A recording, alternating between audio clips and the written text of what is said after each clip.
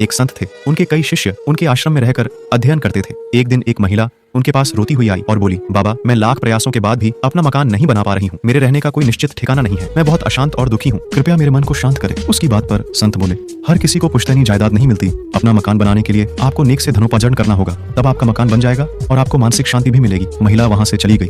इसके बाद एक शिष्य संत से बोला, बाबा, सुख तो समझ में आता है, लेकिन दुख क्यों है, ये समझ में नहीं आता। उसकी बात सुनकर संत बोले, मुझे दूसरे किनारे पर जाना है।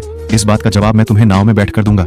दोनों नाव में बैठ गए। संत ने एक ही चप्पू से नाव चलानी शुरू की। एक ही चप्पू से नाव चलाने के कारण नाव गोल गोल घूमने लगी। तो शिष्य बोला, बाबा, अगर आप एक ही चप्पू से नाव चलाते रहें तो हम यही भटकते रहेंगे, कभी किनारे पर नहीं पहुंच पाएंगे।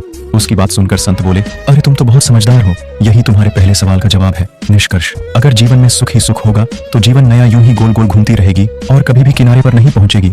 जिस तरह नाव को साधने के लिए 2 चप्पू चाहिए, ठीक से चलने के लिए 2 पैर चाहिए, उसी तरह जीवन में सुख के साथ दुख भी होना चाहिए।